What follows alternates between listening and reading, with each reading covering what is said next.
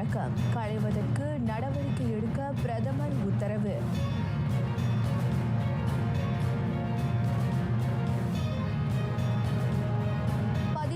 மலேசிய திட்டம் ஜூலை 28ஆம் நாள் நாடாளுமன்றத்தில் தாக்கல் செய்வார் டத்தோஸ்ரீ அன்வார்.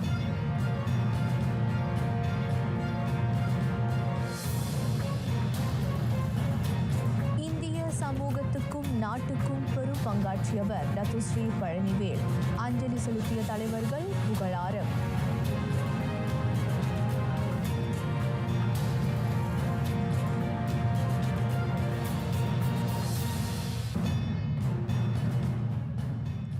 வணக்கம், சலாம் மலேசியா மடானி. ஆர்டிஎம் தமிழ் செய்திகள் உங்களுக்காக உங்களுடன் நான் ரேணுகா சுகுமாரன்.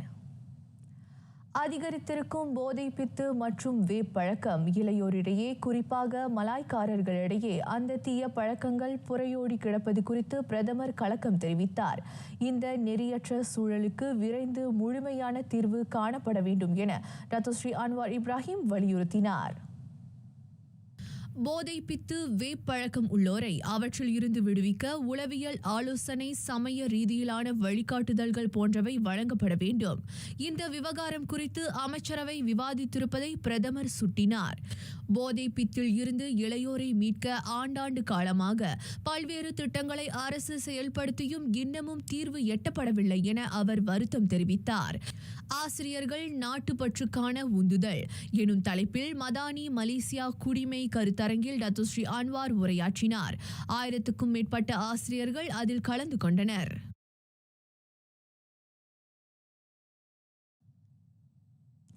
ஜூலை 28ஆம் நாள் தாக்கல் செய்யப்படுகிறது 13ஆம் மலேசிய திட்டம். பிரதமர் டத்தோஸ்ரீ அன்வார் இப்ராஹிம் அதனை தாக்கல் செய்வார். இன்று நடைபெற்ற அமைச்சரவை கூட்டத்தில் அந்த இணக்கம் காணப்பட்டதாக மடானி அரசாங்க பேச்சாளர் டத்தோ ஃபாமி ஃபடில் தெரிவித்தார். 13ஆம் மலேசிய திட்ட செயலாக்கம் மீதான விளக்கமளிப்பையும் சுருக்கத்தையும் பொருளாதார அமைச்சின் தலைமை செயலாளர் டத்தோ நூர் அஸ்மி டிரோன் இன்று அமைச்சரவையில் தாக்கல் செய்தார். அதனைத் தொடர்ந்து அந்த வரைவு பற்றிய கருத்துக்களை பொருளாதார அமைச்சிடம் தாக்கல் செய்யும்படி அமைச்சர்கள் அனைவருக்கும் பிரதமர் டத்தோஸ்ரீ அன்வார் இப்ராஹிம் உத்தரவிட்டார். 2026 தொடங்கி 2030 வரையிலான காலகட்டத்தை உட்படுத்திய 13ஆம் மலேசிய திட்டம் மடானி பொருளாதார கட்டமைப்பின் முக்கிய கொள்கைகளை செயலாக்கும். அமைச்சரவை கூட்டத்துக்கு பின் டத்தோ ஃபாமி ஊடகத்தாரிடம் தகவல் அளித்தார். ஈரானில் உள்ள மலேசிய குடிமக்கள் வெளியேற்றப்படுவர். வரும் வெள்ளிக்கிழமை அந்த பணிகள் மேற்கொள்ளப்படும். வெளியுறவு அமைச்சர் டத்தோஸ்ரீ முகமது அசான் இன்றைய அமைச்சரவையில் அதனை தெரிவித்ததாக டத்தோ ஃபாமி கூறினார். ஈரானில் உள்ள மலேசியர்களை வெளியேற்றுவதற்கான பயண விசாவை ஏற்பாடு செய்யும் பணிகள் இப்போது மேற்கொள்ளப்படுகின்றன.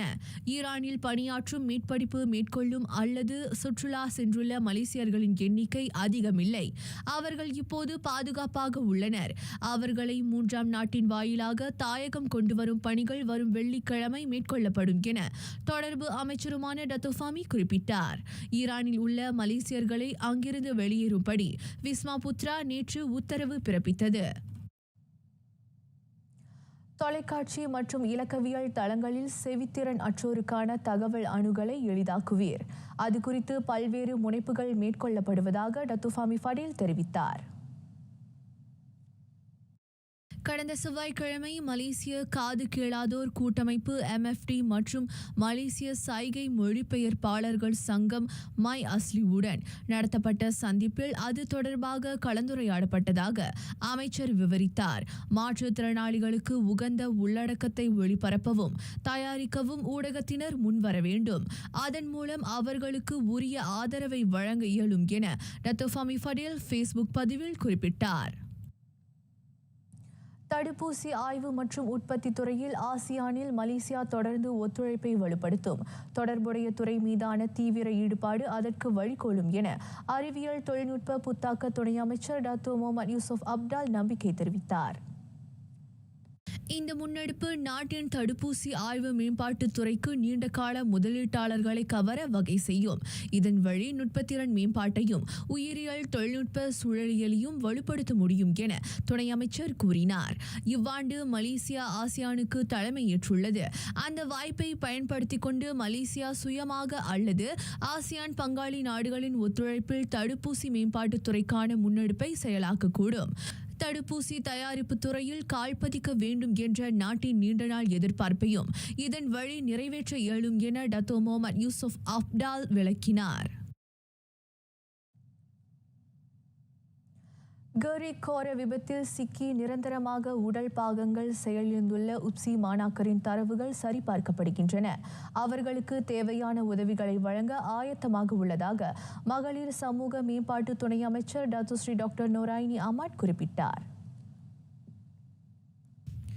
கடந்த 9ஆம் தேதி நாட்டை உலுக்கிய அந்த பேருந்து விபத்து மாணாக்கரை மட்டுமின்றி அவர்களின் குடும்பத்துக்கும் பெரும் பாதிப்பை ஏற்படுத்தியிருக்கிறது. பாதிக்கப்பட்டவர்களின் குடும்ப உறுப்பினர்கள் பலர் அதிர்ச்சியில் இருந்து மீள முடியாமல் உள்ளதாக துணை அமைச்சர் தெரிவித்தார். உயிரிழந்தோர் குடும்பத்தினர் இன்னமும் வாகனங்களில் குறிப்பாக பேருந்தில் பயணம் செய்ய அச்சம் கொண்டுள்ளனர். அவ்வாறு பாதிக்கப்பட்டுள்ளோருக்கு உதவ அமைச்சு 20 பேரை உளவியல் ஆலோசனைகளை வழங்க ஏற்பாடு செய்துள்ளது. முன்னதாக அந்த கோர விபத்தில் காயங்களுடன் உயிர் தப்பிய நூர் ஐன் நஜ்வா முகமது இலியாஸ் மற்றும் அலியா மைசாரா அசிசானியை டத்துஸ்ரீ டாக்டர் நோராயினி நேரில் சந்தித்தார். நல்ல நண்பரை இழந்து வாடுகிறேன்.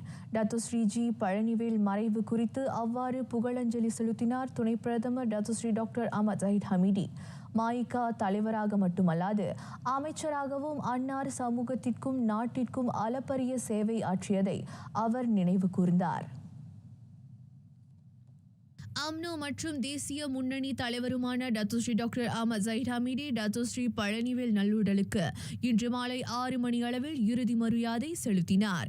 மலேசியா ஓர் அரசியல் தலைவரை இழந்து மட்டும் தவிக்கவில்லை, மாறாக நாட்டின் மீது பக்தி கொண்ட ஒரு செயல் வீரரையும் இழந்து விட்டது என துணை பிரதமர் கூறினார். Datuk Seri G. Pallanivel,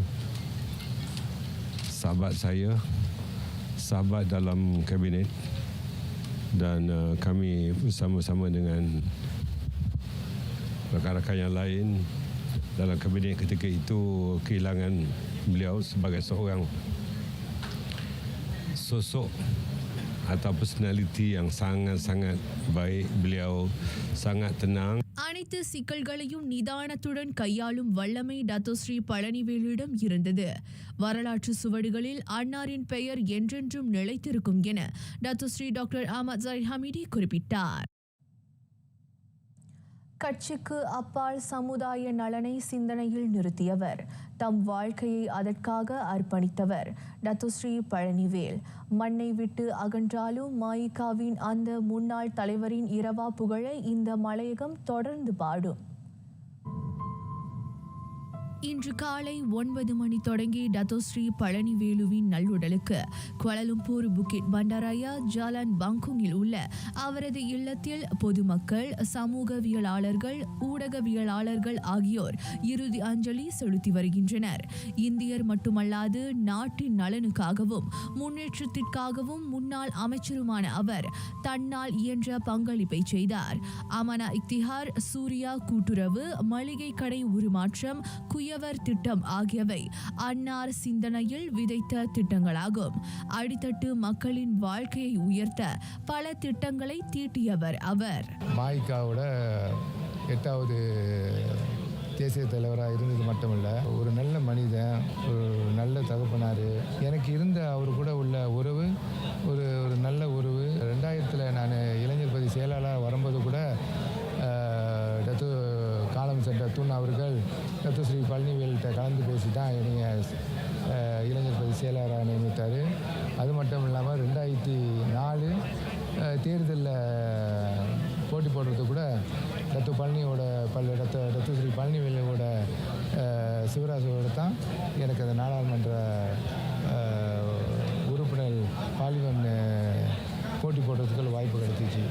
அவர் ஒரு குறுகிய கால தேசிய தலைவராக இருந்தால் கூட அந்த குறுகிய காலத்தில் பல்வேறு விதமான நன்மைகளை மாயிகாவிற்கும் இந்திய சமுதாயத்துக்கும் செய்தவர் டத்துஸ்ரீ பழனிவேல் என்றால் அது மிகையாகாது. ஒரு சாந்தமான மனிதன். அமைதியாக ஆரவாரம் இல்லாமல் அவர் வேலையை பணிகளை செய்வார். இந்திய சமுதாய வளர்ச்சி தூர நோக்கு திட்டத்தில் அவர் ரொம்ப ஈடுபாடு.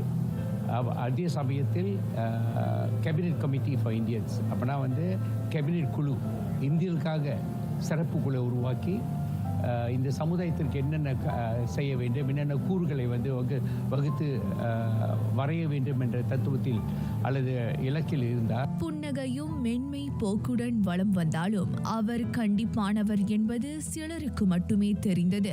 குறிப்பாக சமூகம் சார்ந்த சிக்கல்களுக்கு தீர்வு காண்பதில் டத்து ஸ்ரீ பழனிவேல் மாய்கா முன்னாள் தலைவரும் அமைச்சருமான துன் எஸ் சாமிவேலுக்கு துணை நின்றார். குறை கூறுவோரையும் கடிந்து கொள்ளாமல் அரவணைத்து சென்ற மாமனிதர் அவர். Generally, I've had very good fond memories of my father. He was very present in our childhood. He liked to spend a lot of time with his children, his grandchildren.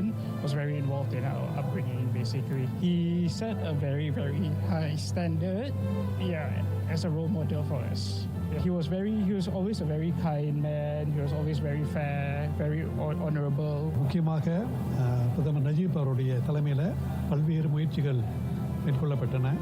அமைச்சரவை குழு என்று அமைக்கப்பட்டு அதன் பிறகு 4 பிரிவுகள் உருவாக்கப்பட்டு அதன் முக்கியமாக செடிக் என்ற ஒரு பிரிவு உருவாக்கப்பட்டு இந்திய சமூக பொருளாதார மேம்பாட்டு பிரிவுக்கு பெரிய பங்காற்றியது அந்த காலகட்டம். ஆகவே அன்னாருடைய இறப்பானது நம்முடைய சமூகத்திற்கு நாட்டிற்கும் மிகப்பெரிய இழப்பு என்பதை சொல்லிக்கொள்ள விரும்புகின்றேன். குறிப்பாக அந்த கட்சின்னு வரும்பொழுது ஒரு கட்சியை மட்டும் பார்க்காம வெளியில் இருக்கிற எல்லா இந்தியர்களுக்கும் ஒரு பொதுவான ஆளாக இருந்து பல நல்ல விஷயங்களை அவர் செஞ்சுருக்காரு. என்னை பொறுத்த வரைக்கும் எல்லா விஷயத்துக்கும் ரொம்ப அன்பாக பழகக்கூடிய ஒரு நபர், ரொம்ப அமைதியான ஒரு நபர். எனக்கு டெங்கியில் அம்பர்த்தனாங்க என்ற தமிழ் பள்ளி, அது ஒரு புதிய கட்டடம் அமைவதற்கும் அந்த கட்டடத்தை கடைசியாக திறந்து வச்சவர் அவர் தான். ஸோ அந்தமாரி என் வாழ்க்கையில் மறக்க முடியாத ஒரு தலைவராக டத்து ஸ்ரீ பழனிவேல் அவர்கள் திகழ்ந்திருக்காரு. இவர் இறந்தற்ற செய்தியை கேட்டவுடன் என்னுடைய மனம் வேதனை அடைந்தது. ஏன்னால் அவரால் பயன் அடைந்தவனும் நானும் ஒருவன். அந்த காலத்தில் மாய்க்காவில் நம்மளுக்கு பார்க்க போனீங்கன்னா ஒரு சாதாரண ஒரு கட்சி தலைவர் ஒரு அவார்டு கிடைக்கிறதுக்கு ரொம்ப கஷ்டம். இவர் அந்த வழியில் எனக்கு ரொம்ப செஞ்சுருக்காரு. சில பேரை என்கிட்ட சொல்லி இவங்களுக்கு கொஞ்சம் உதவி செய்யுங்க, பார்த்து செய்யுங்க. அந்த மனப்பக்குவப்பட்டவர். மனப்பக்குவப்படும் பொழுது அந்த வர்றவங்களுக்கு அந்த செலவு தொகையை கூட அவரே ஈடு கட்டிடுவார். இதை கட்டி அவங்கள வீட்டுக்கு டிஸ்சார்ஜ் பண்ணி அனுப்பிவிடுங்க. இந்த மாதிரிலாம் ஒன்று. கட்சி அடிப்படையில் பார்க்கும்போது அவர் யாருக்கும் ஒரு முறையான ஒரு அப்பாயின்மெண்ட் கொடுத்து அவங்க பார்க்கும் பொழுது கண்டிப்பாக அவங்களுக்கு அவர் உதவி செய்வார். மலேசியாவின் முன்னாள் பிரதமர்களான Tun doctor Mahathir Mohamad, Tun Abdullah Ahmad Badawi, Datuk Sri Najib Tun Razak ஆகியோருடன் இணைந்து பயணித்தவர் அவர். டத்து ஸ்ரீ பழனிவேலுக்கு ஒரு மனைவியும் 4 மகன்களும் உள்ளனர். சமூக பணியின் ஊடே கிடைக்கும் நேரங்களில் குடும்பத்துடன் செலவிடுவார். உடல் நலக்குறைவால் கடந்த 10 நாள்களாக கோலாலம்பூர் மருத்துவமனையில் அனுமதிக்கப்பட்டிருந்த நிலையில் நேற்று காலை அன்னார் உயிர் பிரிந்தது. அவரின் இறுதி பயணம் நாளை பிற்பகல் 1:30 மணிக்கு நடைபெறும். பண்டார்பாரு செந்தோலில் உள்ள இந்து மயானத்தில் அன்னாரது நல்லுடல் தகனம் செய்யப்படும்.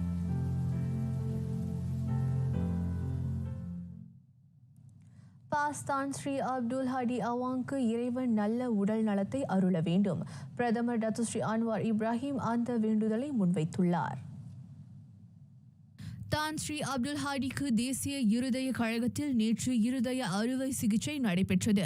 அது தொடர்பில் வெளியிட்டிருக்கும் செய்தியில் பிரதமர் இவ்வாறு குறிப்பிட்டுள்ளார். அந்த மாராங் நாடாளுமன்ற உறுப்பினர் உடல்நிலை சீராக இருப்பதாக தெரிவித்துள்ளது. தான் ஸ்ரீ அப்துல் ஹாடிக்கு இருதய அறுவை சிகிச்சை வெற்றியளித்திருப்பதாக அவரின் மகன் டாக்டர் முகமது கலீல் தெரிவித்தார். சொத்து முதலீட்டில் ஆர்வமுள்ளோருக்கான தகவல். பினாங்கில் கட்டி விற்கப்படாத கட்டடங்களை வாங்குவோருக்கு 5 விழுக்காடு கழிவு வழங்கப்படும். மாநில முதலமைச்சர் சாவ் கொன்யாவ் அந்த அறிவிப்பை வெளியிட்டார். மதானி சொத்துரிமை இயக்கம் MOCயை ஒட்டி ஓராண்டுக்கு இந்த சலுகை வழங்கப்படுகிறது. இந்த இயக்கத்தில் பங்கேற்பது சொத்து மேம்பாட்டு நிறுவனங்களை பொறுத்தது. ஆயினும் அவர்கள் பினாங்கு மாநில வீடமைப்பு வாரியத்தில் உறுப்பியம் பெற்றவர்களாக இருக்க வேண்டும் என முதலமைச்சர் கூறினார். பினாங்கில் 2796 குடியிருப்புகள் கட்டி முடிக்கப்பட்டு இன்னமும் விற்கப்படாதிருப்பதாக சாவ் குறிப்பிட்டார். மக்கள் முழுமையான போட்டியாற்றல் மிக்க எதிர்காலத்தை வழிநடத்தும் முனைப்பாக KWSP நிலைத்தன்மை கடப்பாடு அறிமுகம் செய்யப்பட்டது. ஊழியர் சேமநிதி வாரிய தலைவர் தான் ஸ்ரீ முகமது ஜுக்கி அலி அதனை தெரிவித்தார். மதானி பொருளாதார கட்டமைப்புக்கு ஏற்ப EPF-இன் ஒட்டுமொத்த சீரமைப்பும் அமைந்துள்ளது. குறிப்பாக மக்களின் வாழ்க்கை தர உயர்வு, பொருளாதார வளர்ச்சி, நிதி நிர்வாக வலுப்படுத்தல் போன்ற கூறுகளில் கவனம் செலுத்தப்படுவதாக தான் ஸ்ரீ முகமது ஜுக்கி அலி குறிப்பிட்டார். மலேசியர்கள் வசதியான ஓய்வூதிய வருமானத்தை அடைய உதவுவதே EPF-இன் முதன்மை குறிக்கோள். ஆயினும் அது தனிப்பட்ட இலக்காக அமையவில்லை. நம்மை சுற்றியுள்ள உலகத்துடனும் தரமான சுற்றுச்சூழலுடனும் சமூகத்தின் மீள்தன்மையுடனும் பொருளாதார வலிமையுடனும் இணைக்கப்பட்டுள்ளது. பருவநிலை மாற்றத்தால் முன் எப்போதும் இல்லாத சவால்களும் நிலவுவதாக தான் ஸ்ரீ முகமது ஜுக்கி அலி விளக்கினார். 2025 உலக போட்டியாற்றல் மீதான தரவரிசை அறிக்கையில் 11 படிகள் முன்னேறி 23ஆம் நிலையை நாடு எட்டி பிடித்தது. நாட்டின் பெரும் பொருளாதார வளர்ச்சியை மட்டும் குறிக்கவில்லை, மாறாக சிறு குறு நடுத்தர நிறுவனங்களுக்கும் அது நேரடி சாதகத்தை ஏற்படுத்தும். நாட்டின் PKS துறைகள் போட்டியாற்றல் மிக்க முதலீடுகளை கவர்ந்தெழுக்கும் வகையில் வளர்ச்சிக்கான அந்த அடைவு நிலை வகை செய்யும் என சிறு குறு நடுத்தர தொழில்முனைவோர் சங்க சமீந்தா தலைவர் டத்து வில்லியம் குறிப்பிட்டார். நாட்டின் அந்த அண்மைய சாதனை பொருளாதார மேம்பாட்டுக்கு சாதகமான தளத்தை உருவாக்கும். மலேசிய பொருளாதாரத்துக்கு தொடர்ந்து பங்களிக்கும் வகையில் சிறு குறு நடுத்தர தொழில்துறைகள் போட்டியாற்றலுடன் வளர்ச்சி காணும். அதேவேளை சிறப்பு ஊக்கத்தொகை மற்றும் விரிவான தொழில்நுட்ப பயிற்சி மூலம் இலக்கவியல் மாற்றத்தையும் வலுப்படுத்த முடியும் என டத்தோ வில்லியம் கோடி காட்டினார். புத்தகம் வாசிப்பது என்பது ஒரு நல்ல பழக்கம். ஆனால் அந்த புத்தகத்தை வாசிக்க வாசிக்க அமானுஷ தொந்தரவும் ஏற்படுகிறது. அதில் சிக்கி தவிக்கின்றனர் ஒரு தம்பதியினர். அதையே கருவாக கொண்டு விஜய் கணேஷ் கைவண்ணத்தில் உருவாகி இருக்கிறது மிருகசீரிஷம் தி ஆரியன். ஜெயாவில் உள்ள திரையரங்கு ஒன்றில் அந்த திரைப்படத்தின் சிறப்பு திரையீடு நேற்றிரவு நடைபெற்றது. உள்நாட்டு ஊடகத்தினரும் கலைத்துறையினரும் அதில் கலந்து கொண்டனர். திகில், மர்மம், காதல், நகைச்சுவை என பல்வேறு அம்சங்கள் நிறைந்த இந்த திரைப்படம் நாளை 19ஆம் நாள் திரையரங்குகளை நாடுகிறது. இதுதான் அதுவா? இல்ல இதே மாதிரி இன்னொன்னா? இதுதான் அதுனா? இதை யார் அங்க கொண்டு போயிருப்பா?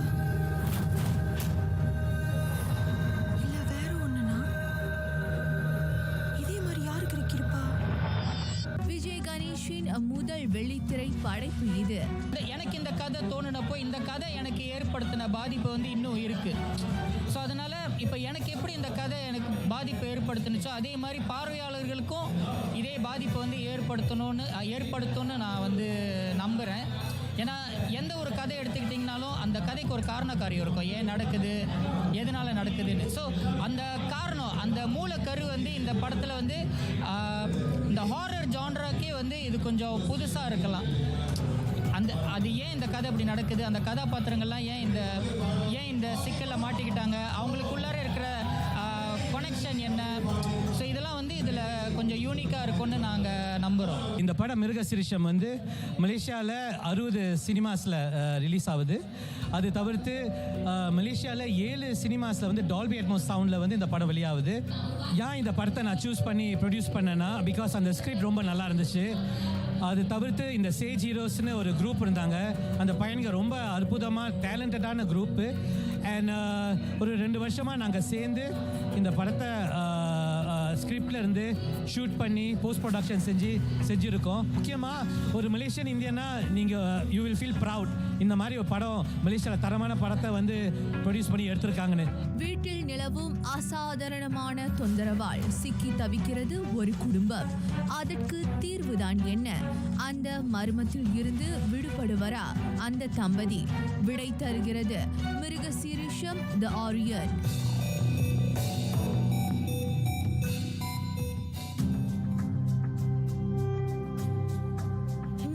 பருவத்தில் மறதி என்பது மிக இயல்பு. ஆனால் சிந்தை திறனை குறைத்து தன்னிலையே மறக்கும் அளவுக்கு ஆட்கொள்ளும் அல்சைமர்ஸ் நோய் சாதாரணமானதன்று. அந்த முதுமை மறதி நோயை தடுக்க முடியுமா? குணமாக்க சிகிச்சை உள்ளதா? கண்டறிகிறது இவ்வார வசந்தம். சனிக்கிழமை பிற்பகல் 3:05 மணிக்கு RTM TV 2 செய்தி அலைவரிசையிலும் வசந்தம் உங்கள் இல்லம் நாடி.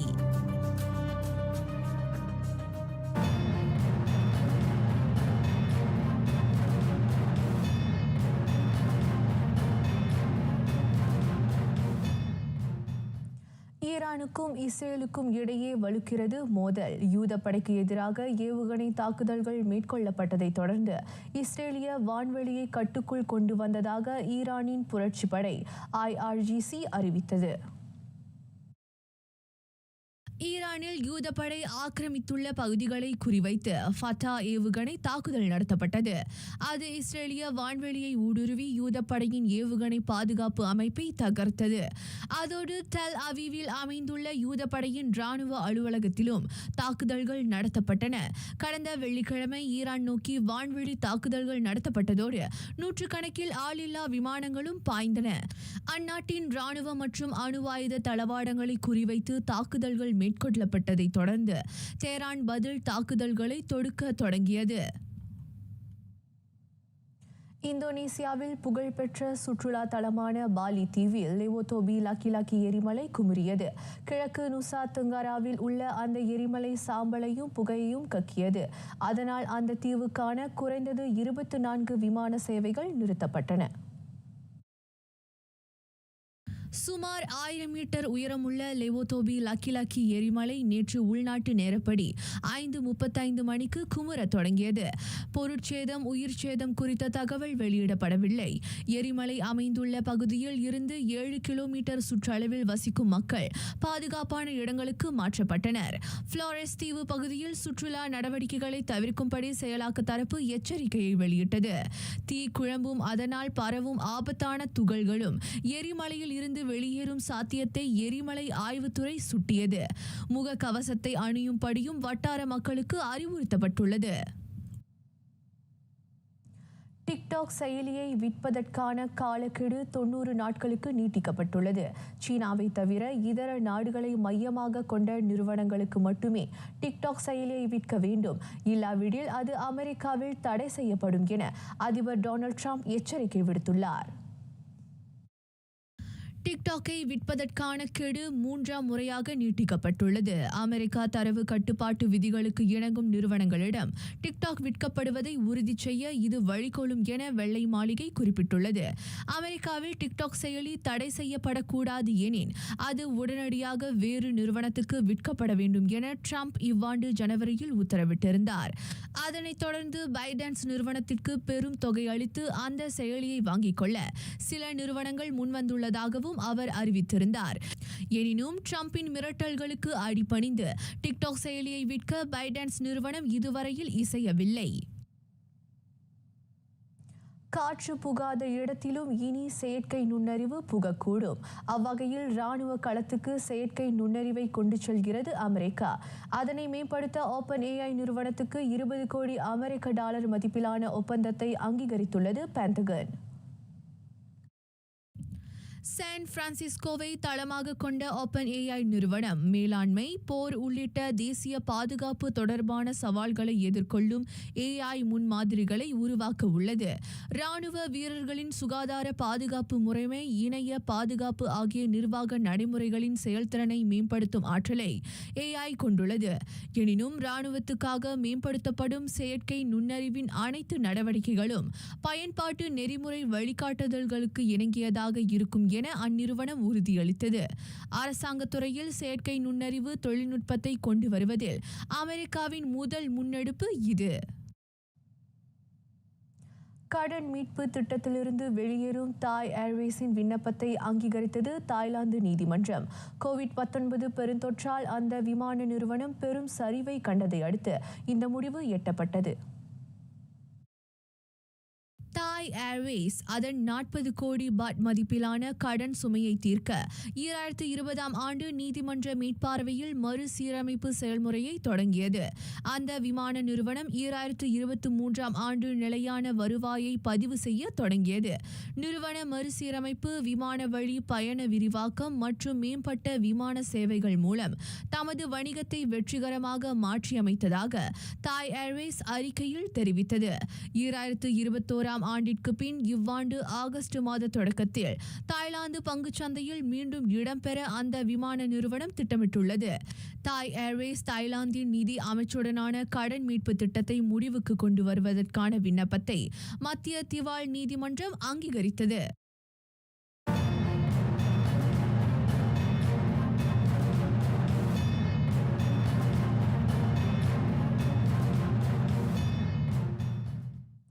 கிளப் உலகக்கிண்ண காற்பந்தாட்டத்தில் அசத்தியது ரிவர் பிளேட். அந்த அர்ஜென்டினா அணி இ பிரிவு தொடக்க ஆட்டத்தில் ஜப்பானின் உராவா ரெட் டைமண்ட்ஸை 3-1 என வீழ்த்தியது. தொடங்கும்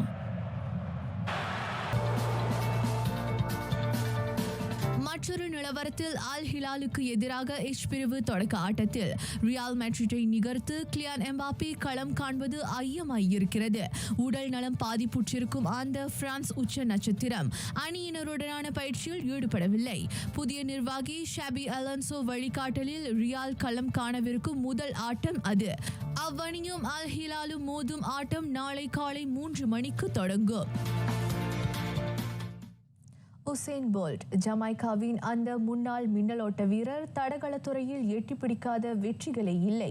அந்த வெற்றிகளுக்கெல்லாம் மகுடம் வைத்தது போல் கின்னஸ் உலக சாதனையாளராகவும் அவர் அறிவிக்கப்பட்டுள்ளார். உலக சாதனை புத்தகத்தின் 70ஆம் ஆண்டு நிறைவை முன்னிட்டு போல்ட்டுக்கு அந்த பெருமை வாய்த்தது. தடகளத்துறையில் குறிப்பாக ஆடவர் 100 மீட்டர் 200 மீட்டர் ஓட்டப்பிரிவுகளில் 15 முறை உலக சாதனையை முறியடித்தவர் அவர். 100 மீட்டர் ஓட்டப்பிரிவில் 9.58 வினாடிகள் நேரத்தையும் 200 மீட்டர் ஓட்டப்பிரிவில் 19.19 வினாடிகள் நேரத்தையும் அவர் பதிவு செய்திருந்தார். பெர்லினில் 2009 நடைபெற்ற உலக தடகள போட்டியில் போல்ட் அந்த சாதனையை நிகழ்த்தினார்.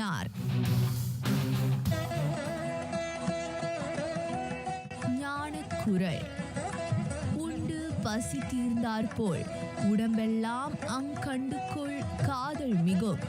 பசி தீர உண்ட பின் மனம் எவ்வாறு மனை நிறைவடையுமோ அவ்வாறே சிந்தையில் சிவனை கண்டு மனம் தெளிந்து மனநிறைவு அடைந்தார். சிவன் மேல் தீராத அன்பு உண்டாகும் என விளம்புகிறார் அவ்வை பிராட்டி.